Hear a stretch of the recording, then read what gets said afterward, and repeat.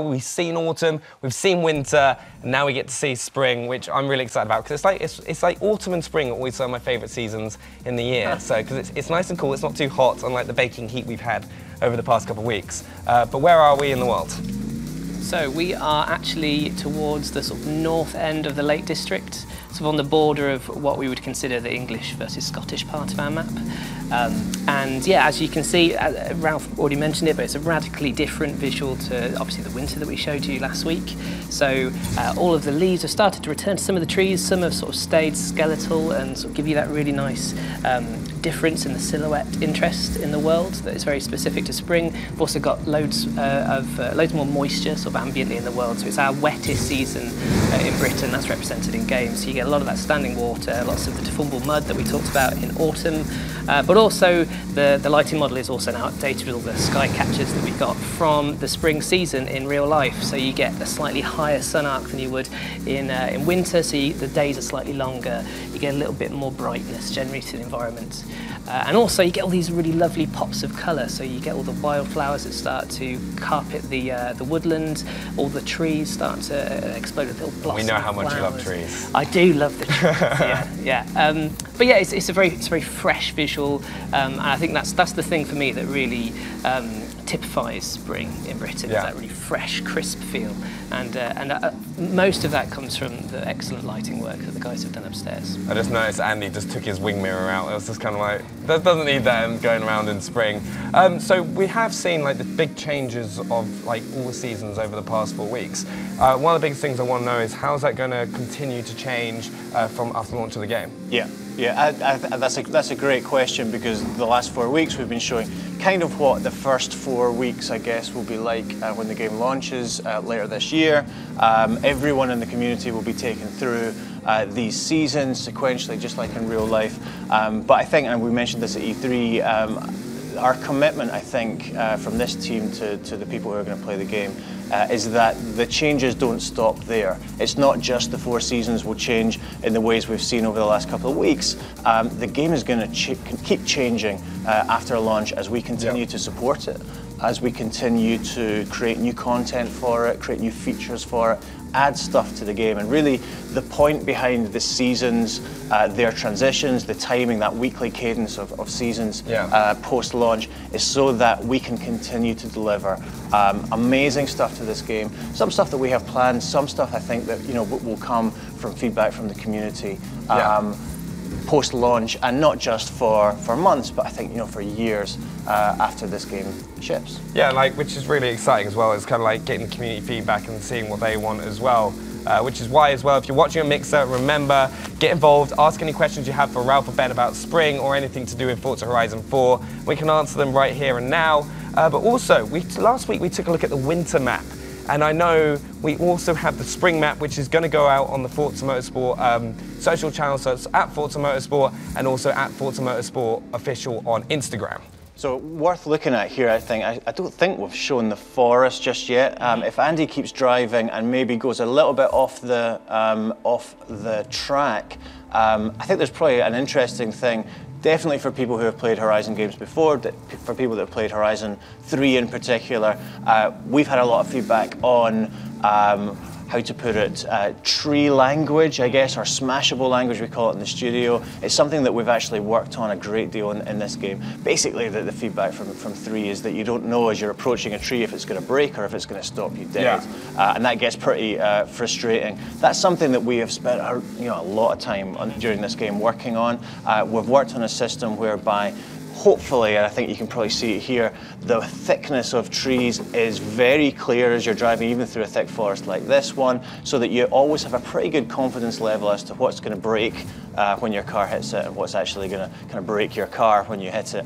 And as a result, and I'm going to challenge Andy to prove me right now,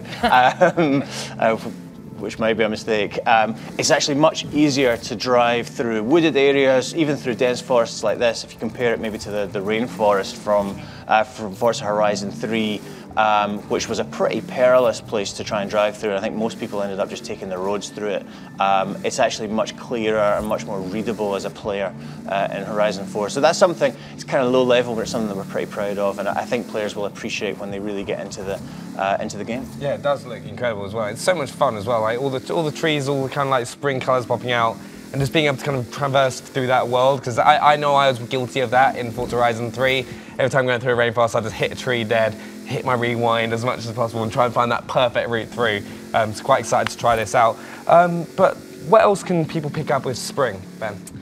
With Spring, well, so I kind of already talked a lot about what. You know, you got all the colour. I saw the snowy mountain peaks in the distance. Well, that's true, yeah. So actually, you do get a bit of residual snow that sort of it recedes back up into the very peaks of the highest areas of the map. So you still get areas where there's a little bit of snow happening here and there. Also, like I know this is the sort of thing that I would personally get very excited about, Benny, as you know. But all the greens are a specific type of green. So Spring has like we actually went out with colour scanners and scanned all the values of all the leaves from the trees at different seasons, and they're much fresher and they don't sort of go to that sort of darker value of green, which again lifts everything up and makes everything feel slightly more fresh than summer, where everything becomes much more mature and also much more lush in the environment. Right, well, Ben, thank you very much for talking to us as well. I know you're going to be returning in a little bit, but I think it is now time to move on to more. We've got loads more coming up on the stream as well, including having a look at the soundtrack. We've also got that epic grudge match with the brand new Team Adventure mode, along with having a deep dive into the audio of Forza Horizon 4 and the recording of the game's cover car, the Mclaren Center. We're also going to be taking a look at Edinburgh to explore the game's beautiful city. But right now, we've got some news on that soundtrack, which Ralph is going to talk us through, which I'm extremely excited about. So Ralph, take it away. Yeah, well, that's right, and people have been on the chat in all three of the streams that we've done already asking about soundtrack. It's obviously something that people are really excited to hear about. Music is an incredibly important part of Horizon games. Going right back to the first game, music kind of sets the tone, it sets the atmosphere of the festival and of the driving experience. So I understand people are really excited to hear what's on the soundtrack. I'm gonna disappoint people by not revealing very much about the soundtrack. The music that's in it, that's still a couple of months away. That's something that runs right the way up till the game ships. But what we can do today is talk a little bit more about some of the radio stations that will be appearing in the game, which is great. I think we've got a bit of a graphic that we can stick up to show you the 6 radio stations within the game, and I can talk to each of them a little bit and tell you in particular who the DJs are going to be in these stations. So Horizon Block Party was made its debut in Forza Horizon 3. It's kind of our party hip-hop station. With us being in the UK now, we've changed the DJ for that station. And actually the DJ is someone that you might well have heard of. Mr. Jam is Radio 1 and Radio 1 Extra DJ, and he has been good enough to come and be the DJ for Block Party in Horizon 4, which is great. He's done a brilliant job of that. From memory, the other 2 stations which have been in every Horizon game, Block Party and Pulse, are back. People love them. For me, they combine to create really the sound of Horizon games. Scott Tyler is back as the DJ for Bass Arena. I've forgotten her name. Somebody help me out. Amy Simpson, thank you, is back as the DJ for Pulse. And they are offering exactly the same kind of music that they have done previously, dance music in Bass Arena and chilled electronica in Pulse. What else? We've got Timeless FM has come back as well, including the Australian DJ Don Thompson has emigrated from Australia to stay in touch with the Horizon Festival. And an old favourite that skipped a game actually, Horizon XS. Is back. So that is our rock station this time. That's where you're going to get your big riffs. And we have a new DJ entirely, a guy called Malk, who is the DJ for that station. And then the final one that I wanted to mention, and it's particularly appropriate because I think you can hear the music playing in the background, is a record label that we've worked with for a couple of games now. They're really good friends of ours. Hospital Records return for Horizon 4. And I think they're even more involved with the game this time. The music you're hearing, and indeed the station which will be in the game, is one which features completely new music from that label. So even if you're massively into your drum and bass or into Hospital, this is music that you won't have heard before. And if you remember at E3, that demo we showed, the soundtrack to that was entirely soundtracked by Fred V and Graphics, an artist on that label. They came into the studio, we worked with them to soundtrack and craft the musical experience of that demo, and that will be the opening 10 minutes of the game. So it's pretty exciting as well, because it's one of the things that I've always loved about Forza Horizon games is the music and kind of just spending time just going along like the road, like main roads, and just kind of enjoying it. So thank you very much for talking us through that. I'm really excited to kind of hear more and like listen to more as the soundtrack gets released as like closer to the game. So thank you very much. We've still got so much. Ralph will be joining us again shortly later on the stream, but we've got so much more coming up. We have Fraser coming as well to talk us through the Mclaren Center cover car, sound, audio. It's going to be awesome as well, and we've got loads more, including that epic grudge match, all right, in the oh god, the name's in the team adventure, and then also having a look at Edinburgh, which I'm really excited about as well as people. But Fraser, thank you so much for joining us. Thanks for having me. 450 cars in the game. What's it like working on the audio? It's a lot of work. As you can imagine, every game we kind of try and record as many cars as we possibly can, and we try and refresh the sounds that are in the game. Things that people can look forward to in this game, we've been out recording, I think some of the highlights, we had a V12 Ferrari, so we've got that in the game. You've got Andy hooning about in the Dodge Viper ACR at the minute, and that's got a really raspy actual V10 Dodge Viper engine on it, which sounds really cool. We've also been out and we've done completely end of the spectrum kind of 1920s vintage Bentleys, which are really kind of rumbly and kind of almost sound like they're falling apart, which is really cool. And every car has its own challenges, really. But obviously what people are kind of excited to hear about is obviously the cover car of Horizon 4, which is the McLaren Center. For all of these cars, we kind of we go to an airstrip and we attach loads of microphones, and we kind of get the different perspectives of the car. We've also got some like footage of you actually going on these days and like collecting this audio, which is really exciting to see as well, because it's fun kind of seeing that like kind of be put together. So here we are, the McLaren Center itself, and you said there's something special about that car as well. Yeah, so this is actually the carbon fiber version of the Senna, which is a lot more expensive than the standard one. Yeah, 750 grand for the base version. But I think this one's about $1 million actually. Yeah, McLaren were a great partner to work with on this. You can see they actually provided us with a 720 and a 540 to go out on the airstrip in Dunsfold and get loads of pass-bys and record the onboard sound of this stuff.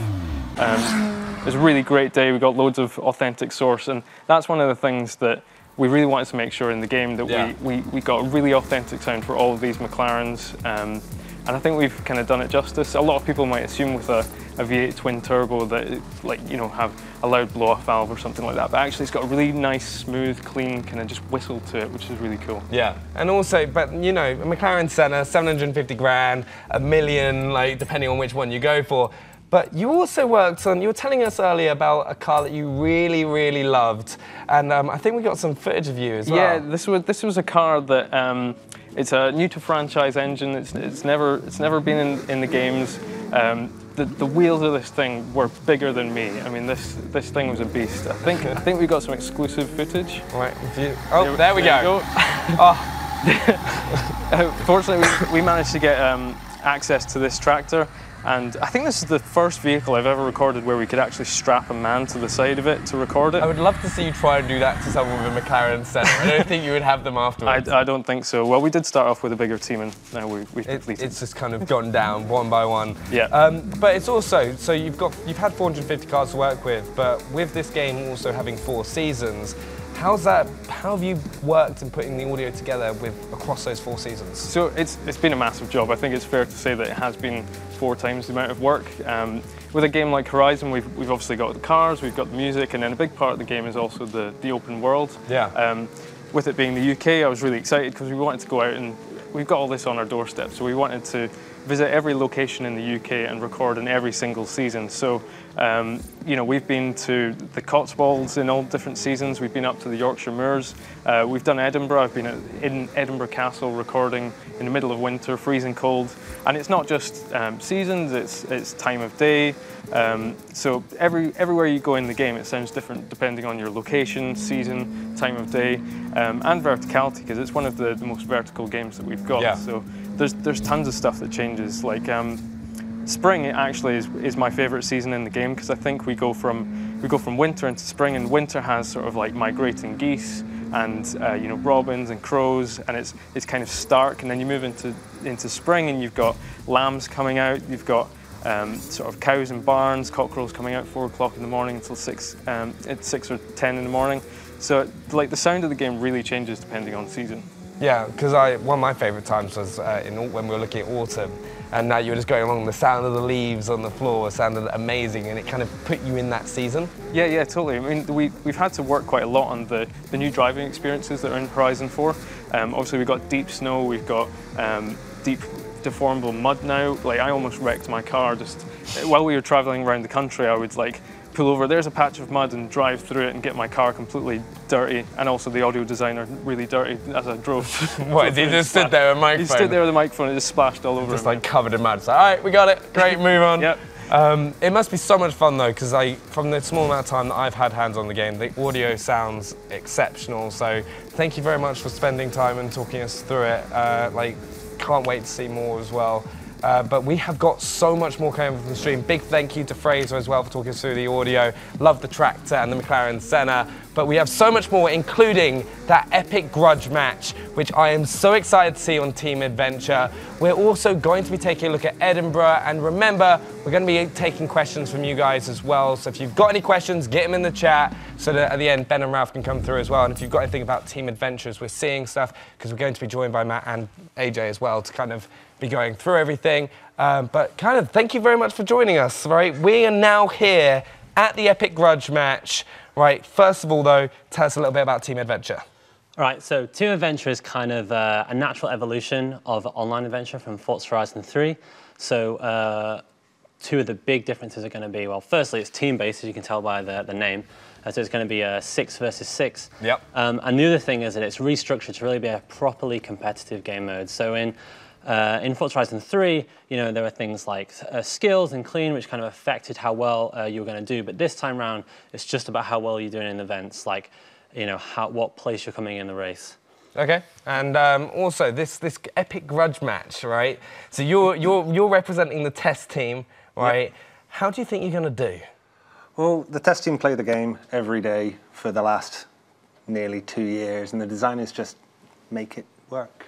they just design it. We're the ones who play it all the time, so we should know all of these courses inside out. We should know all the dirty tricks. So you should take this 3-0. Oh, absolutely. Right. So before we kind of get into the race itself, I think we need to kind of make a decision, right? Because your team is. Right, your team Dinosaurs. No, I keep calling you Team Dinosaur because it's Designsaurs. Yeah, we're Team Designsaurs, representing the design team.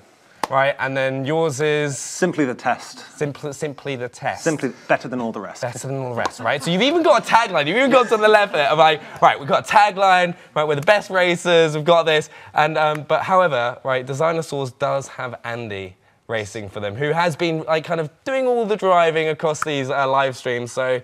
You know, he seems to choke at important moments. He seems to kind of like let the stress get to him, so that could be a factor. But what we're going to do right now as well is run a poll in the Mixer chat, okay? Who do you think is going to win? Do you think it's going to be Team Test, right? Or do you think it's going to be Team Designsaurs, right? Get in there, vote ahead, and we'll see who wins. But shall we kind of start it up?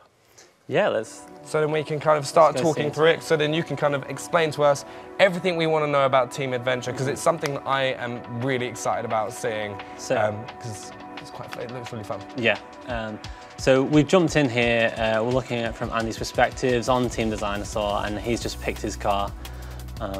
I love how Andy's got like a very upfront nameplate as well. It's just like, make sure you remember who. Just so you know. This is Andy's car, this is Andy, right? By the way. Avoid. He's just sick of not being shown on the streams. People wants to make sure people remember his name. You're just going to see like his face or some little like on the license plate stuck around, like spot around. So as we get into this game, right. This really we get to see all the dinosaurs. So you get to see your whole team. You see they've actually made a team in our game as well, and they've like they've got a team name obviously, and also a logo that you got to see there.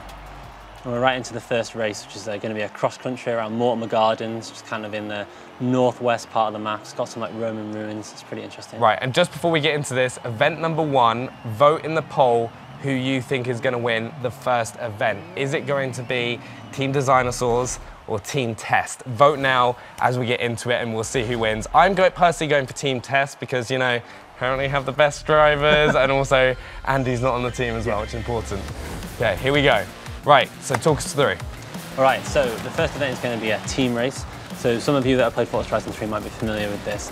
So basically how it works is every single opposing player that you finish ahead of, you score 100 points for your team. And also the person who comes first gets a bonus 50 points. So you can see all those points tallying up on the right there. And also it's all totaled up right at the top. And the team with the most points at the end wins, you see. The Dinosaurs obviously with a lead going at the start. You know, it's going against what the poll's saying. Team Test is the one that feels like the audience feels is going to be the winners. So it's going to be interesting. Backed by the will of the people. Well, yeah, you play the game the most, but everyone as designers are always the best. How are you going to motivate your team? If they don't win, they're coming in at the weekend. That's just kind of a cool way to do it. It's like, all right, guys, you need to put even more practice into the racing, so they better win, or even more time at the weekend in. So, as well as the score, what other things should people be looking out for during the team adventure mode? I think one of the important things, as well as the score, is the way that the scoring is designed means that even if you're stuck in last place, all you really need to do is make sure you try and get ahead of at least one person on the other team. Yeah.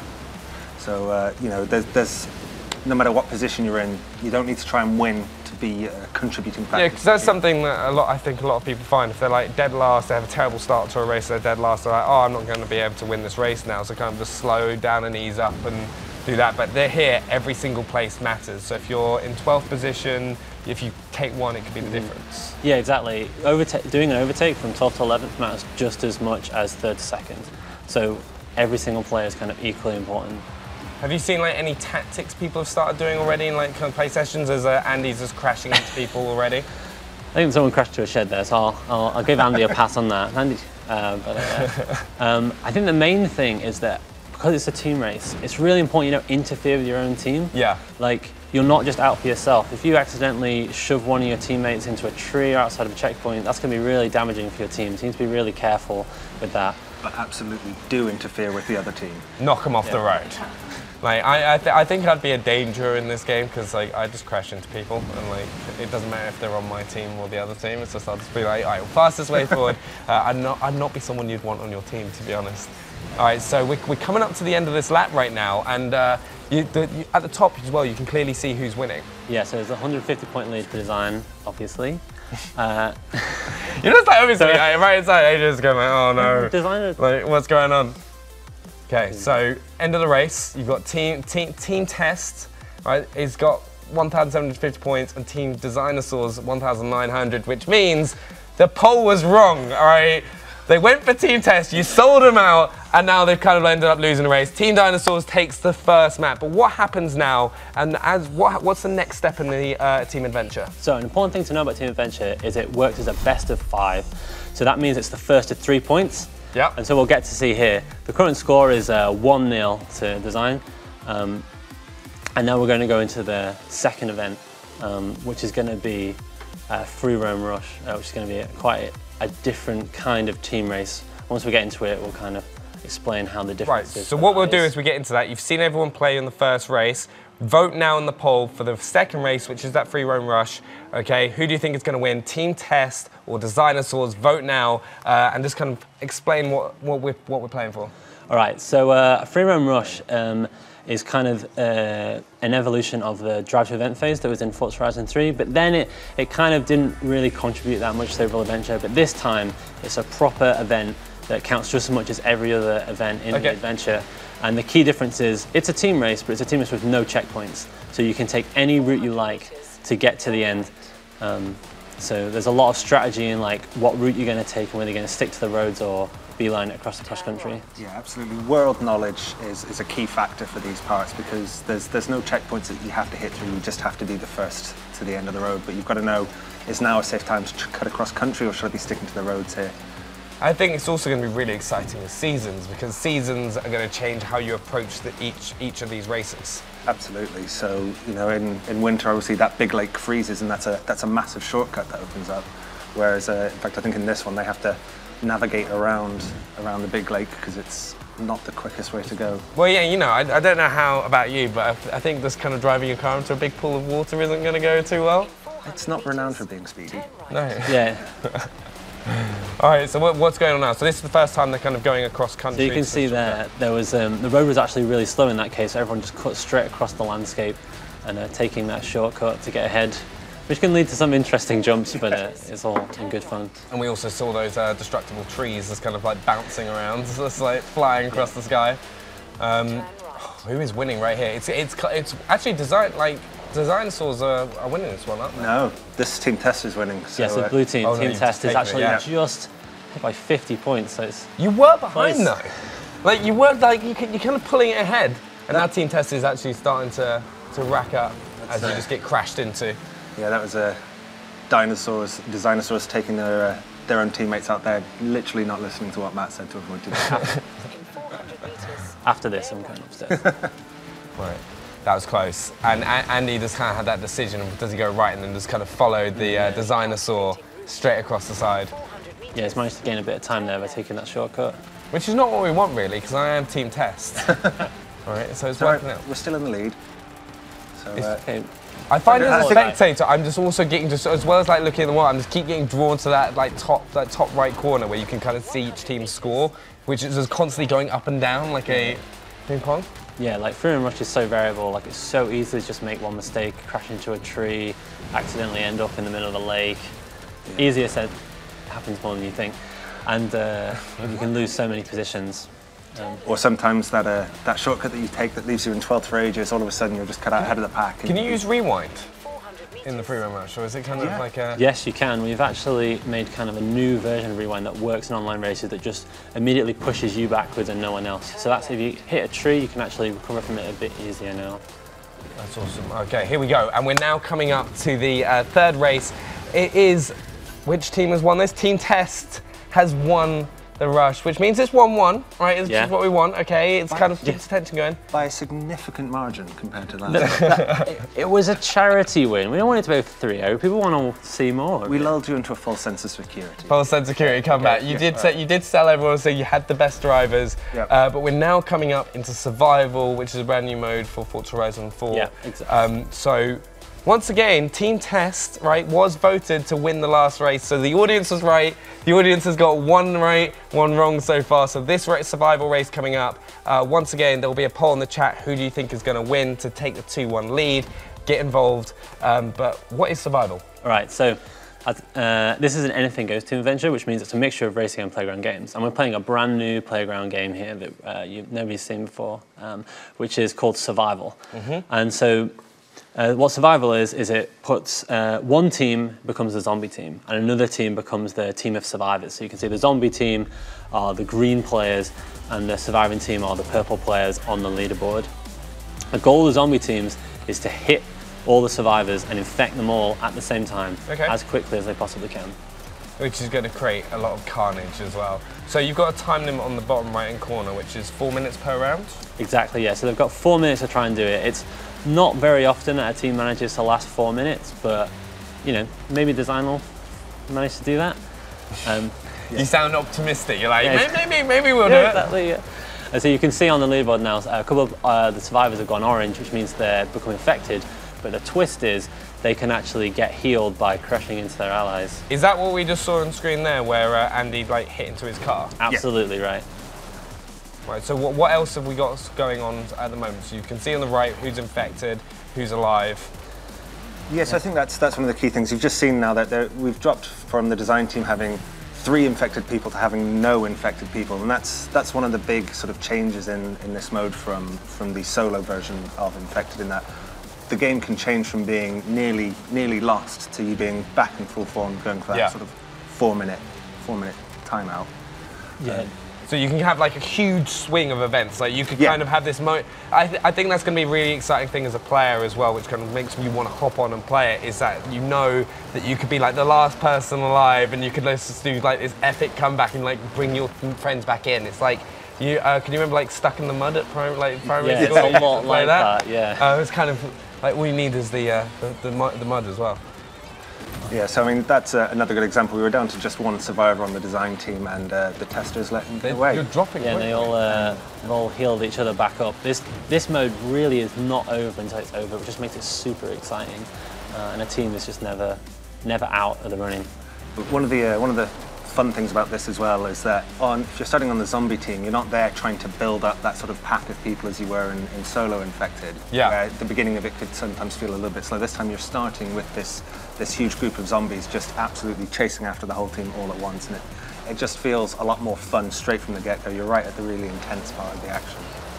So we're just coming down to Mike is the last survivor to kind of tag in. There's 1 minute 30 left. Can he do something special? Heal any of his allies? He's getting chased by 200 people. It's like everyone's just clashing into each other. Is he going to be able to do it? No. Right, so you know what? That was a decent time though. 2 minutes 30? Yeah, I think they survived for about 2:30, so yeah, it's pretty good. One of the super cool things is when there's only one person left, every single player is gunning for that player, so they want to get healed or get them. You just have a massive exciting. panic attack. You look in your wing mirror and just like see like 11 cars just chasing you down the motorway. Just be like, all right, move. So we've got our next round now, right, which is... So now we swap over. So the team with the zombies before, and now the survivors and vice versa. So now we're going to watch from Andy's perspective, who's now a zombie. And one of the biggest changes is the mini-map, isn't it? Yeah, so when you swap teams, one of the things that makes a big difference is the mini-map. So when you're on the zombie team, you can see all of the other players, whereas when you're on the survivor team, you can only see members of the survivors, so you can only see the purple players and the orange players. So you can get that, it gets a little bit nervy sometimes. Yeah, so what we're going to do as well is just, we're going to bring some gameplay back up in a second, but the biggest thing with Team Adventure is it's just kind of, it is that competitive mode where you can hop on and it's how you feel in the team. What kind of advice would you give people hopping in for the first time? So I'd say one of the key things is car choice is really important. We didn't get to see it, but you actually get the chance to see all the events that are coming up in the adventure at the start. And so you need to really carefully think about what events you're going to do. Like, is there any cross-country races? Maybe I should pick a trophy truck. Is there any street or asphalt races? I should think about them. And if you know the map really well, you might be able to figure out where the rushes go and plan accordingly. Yeah, and you can also then, as well, you want to take into account the seasons too. So yes, it's, you know, a lot of cross-country events, but you know, you want to make sure you've got the one that you've kind of tuned or tweaked to be really good on the snow and the ice. Or if you know that there's a really quick and easy shortcut that you'll make most advantage of in the free run rush, maybe you sacrifice some speed in a street race for extra speed in the free run rushes. It's like planning ahead for the whole thing, because you can't change your car during the team adventure, can you? Absolutely, yeah. So it's kind of, you're going to get a different combination of cars depending on what you're going to be in the situation. Also, just a quick reminder for everyone watching at home, we are doing a cosmetic giveaway. We will be kind of getting back into the gameplay just in a second. But if you're watching over on Mixer, you have a chance of winning an in-game cosmetic. So get involved in the chat, ask some questions, let us know what you think. And we're going to get into that second round of the zombie survival. So you need to catch up. Yeah. Right. So yeah, we managed to get back into it. So the design team is now playing the zombies, watching from Andy's perspective. They just need to get them as fast as possible. The time limit is set to the amount of time that the first team took, that's 2:30. And so they just, if the zombie team manages to get them all before the time is out, then the designers team's going to win. Yeah, so at this point the test team doesn't have to survive the full 4 minutes. We just have to survive longer than it took for us to hunt down all of the designers, which I'm sure they will. You've got a good chance as well, and we did mention the mini-map earlier, but can we kind of talk that through now that we can see it properly from the top left? Yeah, sure. So as I was saying, as a zombie, as you can see from Andy's point of view, he can see all of the other players on the mini-map. You can see his teammates in green, the other zombies, and you can see all the survivors in purple and orange. Yep. Whereas when he was on the survivors team, he could only see his survival teammates, which you sort of it adds a layer of tension because you can't see where the zombies are. You just see your teammates flicking from purple to orange as they get picked off. I think communication is going to be a big one as well, because I keep seeing everyone using the commands as well, just to kind of help each other out and kind of keep that movement away. Or sometimes say boop.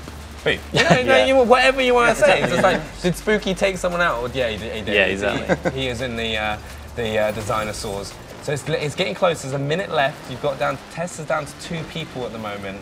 But it's entirely possible we can hopefully turn it all around and start healing up some of the infected members of the team. Otherwise, this is going to be a It's scary though. How do you approach this as if you get infected? Are you just going to like kind of sit and wait for your team to come get you? Or are you going to chase your team? It's going to be interesting to see how people kind of take to it. Yeah, that's absolutely where the communication really comes in. Like around the studio, we've been shouting each other, like, slow down, speed up, like, I'm behind you, I need you to heal me. Like we're always shouting each other around the office playing, because it just benefits so much from that kind of communication. And he's just got to take 2 people out, like straight away, just 1, 2, tap. And you've got Owen is the last person standing. He has to survive for 18 seconds. All right, 15 seconds. All right, and. If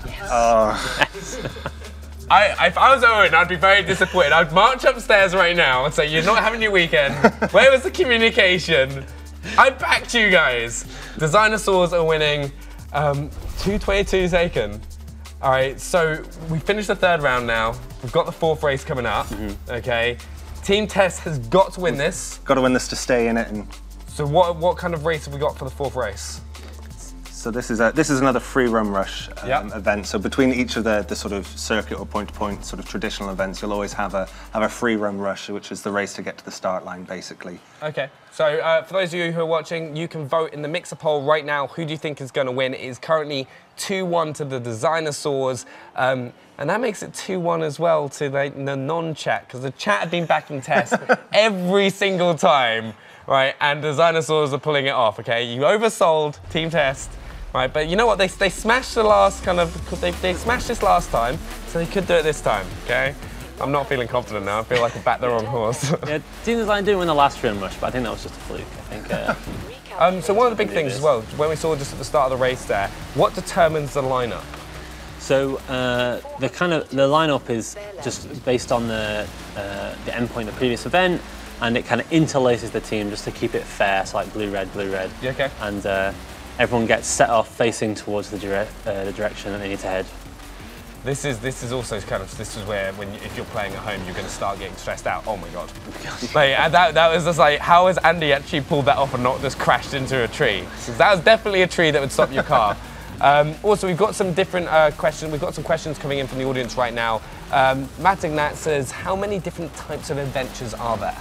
So there's 3 kinds. So there's racing, if you just want to do racing. There's games, if you just want to do games. But what we're doing is anything goes, where it's a mixture of the 2. So you can kind of get different styles. Yeah. And there's also sort of ranked versus unranked. Yeah, actually, there's essentially 3 modes, which are kind of the same, but ranked modes. So that's always 12 people. You get skill-based matchmaking. We've got skill-based leagues for those, and special rewards for people that manage to climb up the league. So I'm really excited for people to get stuck in with that. I'm quite excited for that. Anytime I hear anything like competitive and ranked, I'm just like, okay, all right, I'm in, I'm involved. Especially in something like this, because I think this is so different and so exciting, because it is that kind of best of 5 kind of round, so you can have those big moments and those comebacks, which are really exciting when you're playing with a group of your friends as well. It is close right now. We're actually saying it's close. Designer saws are pulling away from it. Up until about 5 seconds ago, Tester in the lead. Like, that's what I said. As I said, all right, it's close. Oh wait, it's just swung the whole way the other way. It's now gone Test. It's like kind of left or right. It's like who comes up with the best shortcut. Yeah, that's the thing with freedom rushes, is the different shortcuts can pay off or sabotage you at different moments. So it's really hard to tell who is winning until right near the end. But it seems like Designer Saws have got a nice lead, so doing pretty good. You're doing quite well. It's because Murtag has just kind of got that locked up right now. It's the middle of the park. It shows how important it is. It's not just who's winning, because like you've got Chappie and Tanya getting 1,000 points for you combined, and then Murtag has got 650, and it's just that kind of mid-section where you've got all the players at the bottom of the team Test. Yeah, absolutely. So this is what we were saying. Like, it's really important just for 1 or 2 of the back-ended Test team to overtake and gain that extra 100 points just by taking over 1 extra person. If I was telling you, I'd be knocking Murtag off the road right there. I'd be like kind of getting a little swipe. Right, this is close, 75% of the way, and this is, do we go to a map 5 or do we stay on, is it a 3-1 finish? Right, let us know in the chat quickly. It's not, we don't have time for a poll, but who do you think? No. Just don't hit a tree. What do you mean don't hit a tree? Well, you're back in the dinosaurs. Yeah, well, I'm just like, hit a tree, hit a tree. He just nearly went. Oh, I think if that went for a few seconds longer, that'd have been over. But that is a 3-1 finish. Right, to be fair, Team Test smashed the first one, and then in this free roam rush, you got actually beaten worse than the other one. Yeah. You can't beat the people that designed the game, I'm just saying. But it's unlucky, but that is Team Adventure. It's something that people are going to get their hands on from day one. Yeah, absolutely, yeah. I'm super excited for everyone to play it. I think that you guys are really going to like it. I know you guys have been asking for a mode just like this, and I really hope that we've delivered on what you guys want. I'm really excited. Thank you so much for coming and talking to us as well and showing it for the first time. Cannot wait to get my hands on it and try it myself. Survival especially. I think I'm just going to be hooked. But guys, we've got so much more coming up on the stream. Big thank you for joining us and talking us through Team Adventure. But we're now going to be rejoined by Ben and Ralph as well to have a look at the wonderful, wonderful Edinburgh, which is going to be pretty exciting to see because it's the first city that we're going to be seeing in Britain.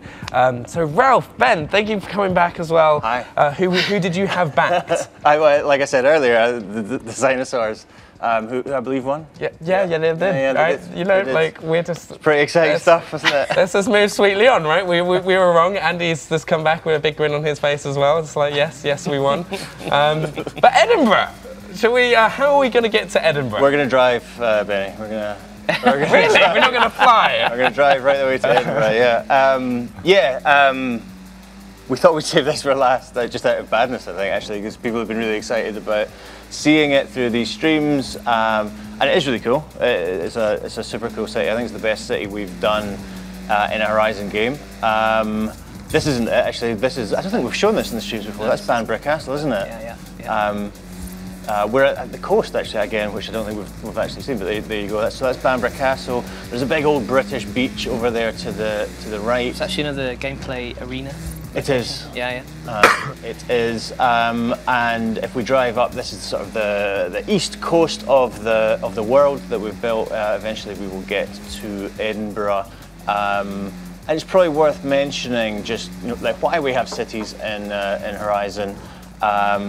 We didn't have any cities. We had a biggish town in one, but it really Main town was what it was called. Yeah, only town. It was the main town. Yeah. But from 2 we had Nice in the south of France. Obviously in Horizon 3 we had Surfers Paradise, and I think it's a really important component to a Horizon world now. I know a lot of people really love the experience of driving in a city.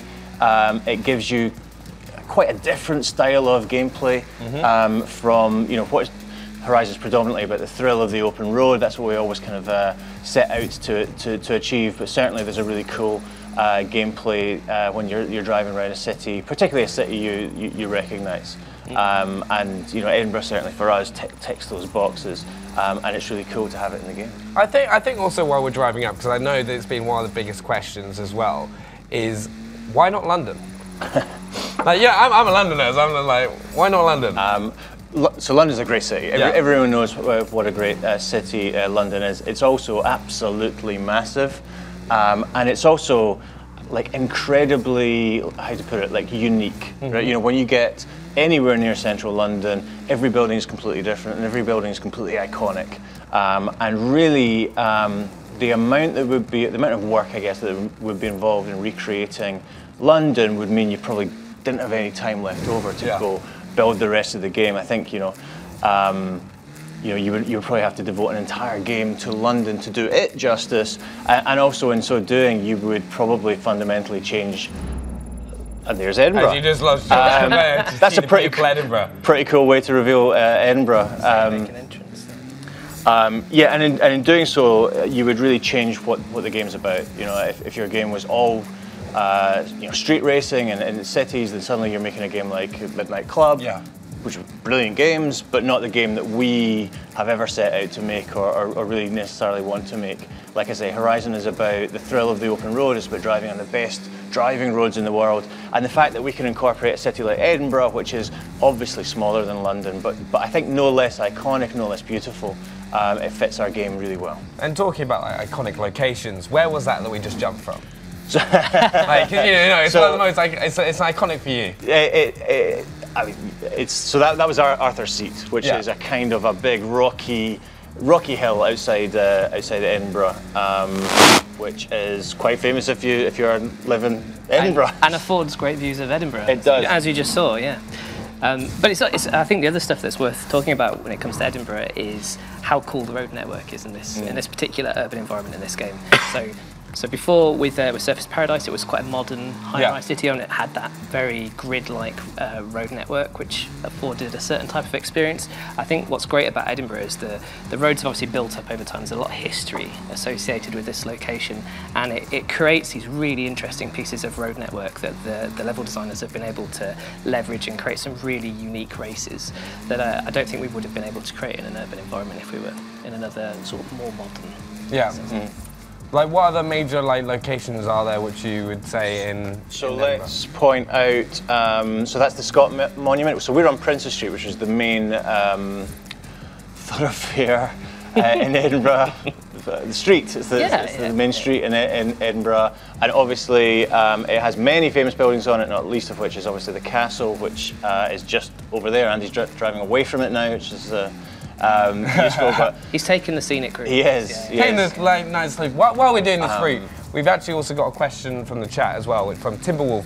Is it true there are businesses you can use to make money, or is it just another fake rumour? Especially as we're going up to Edinburgh Castle, which costs a lot of money. It does cost a lot of money, and actually we revealed the answer to that question just a couple of minutes ago, I think, when we drove past. One of the Horizon stories which involves a player business, so that is not a fake rumour. You can. It's not fake news. It's not fake news.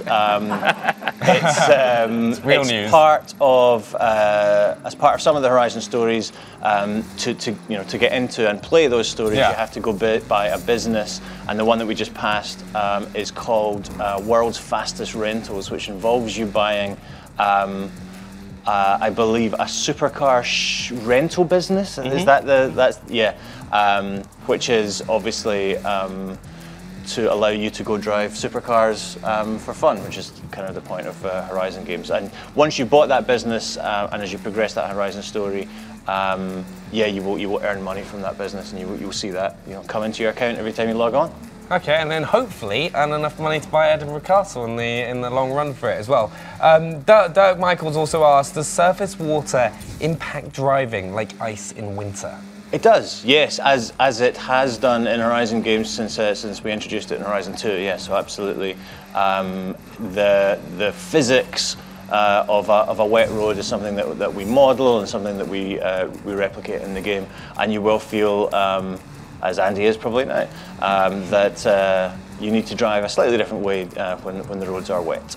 So also, one of the biggest changes in Horizon is day and night cycle. I think we're going to head over to a race so we can kind of see Edinburgh at night. Yes, we can do a street race, which Andy's going to drive up to in a couple of seconds. And street race thread in the game, they're all night races that is appropriate time of day to be doing some street races, right? And Edinburgh in particular looks really, really stunning at night. There's a lot of work that we've done under the hood to really put a lot of new features into our night lighting model that we've never had before.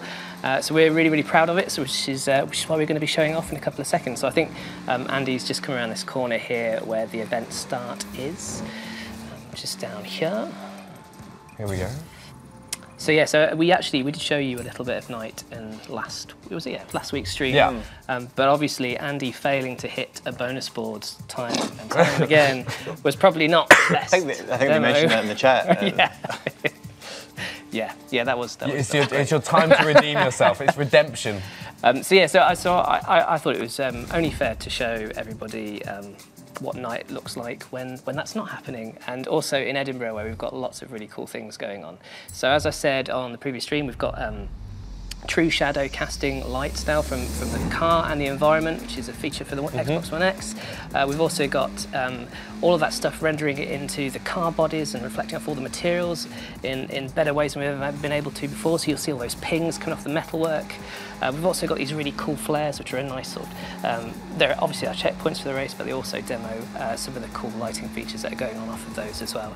And as you can see, Edinburgh itself is just a super cool place at night. So all the shop lights have turned on, all the street lights, all of the uplighting on all the sort of major monuments, which is a real feature of Edinburgh. So one of the things you'll always see if you Google Edinburgh on like sort of Google search is all the cool uplit castles and monuments and things. So that's something that our lighting artists have been able to have real fun with this time around.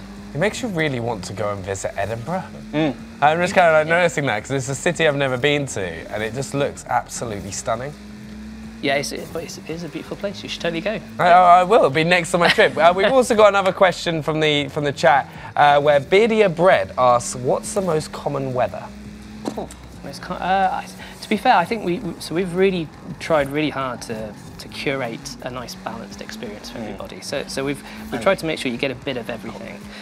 You get overcast skies, as some people would assume would be the majority of the weather in Britain, but as we've sort of proved over the course of these streams, you also get some really gloriously sunny days as well, amazing sunsets. There was a quote by the famous painter Turner who said that Britain had 4 skies in one sky. You're bringing out famous painter quote. There you go. That's what I do. Everybody loves me for it in the studio, especially Ralph.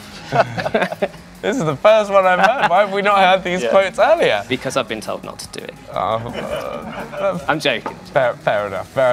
It's one of those things though, I'm quite excited to see the change of weather as well. It's just kind of like when we went into that cockpit view, that kind of different reflection of the lights. But that is the end of that race right there, and we're coming up. If you guys have got any questions as well, just before we kind of wrap up the stream, because it's kind of sad. This is the end of 4 weeks. It's like it's gonna start tearing up and kind of that moment, because every single week we've had a chance to take a look at a different season, different cars, different parts of the world, and it's been incredible. But is there any moment that's kind of really stood out for you? Many moments. all the bugs that we've revealed to you over the course of each week. As Ben and I sit here. It's like, why does that happen? No, it's been a lot of fun. Honestly, it's not been something we have ever done before. We've been learning as we go. Apologies for that, but it's been a ton of fun. It's been great to to hear the feedback from fans and from viewers on the game. It's been exciting to show what we've been working on for the last couple of years. Because generally speaking, we don't do anything between E3 and Gamescom, and this year we have. So it's been a great experience. Thank you to everyone for watching.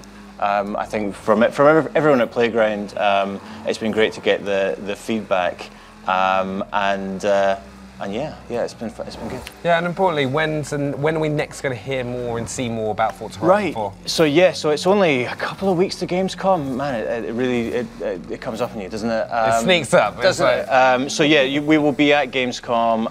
We will be there with the game. We will be there showing more stuff, talking about more stuff. Yeah. And then after Gamescom, really you're on the freight train towards launch. So I'm sure there will be a ton of things happening post Gamescom in the run-up to launch, which is October the 2nd. October the 2nd on Xbox One and Windows 10, and also obviously on Xbox Game Pass on that exact same day. And if you're an Ultimate Edition owner, you will be able to play in early access on the 28th of September.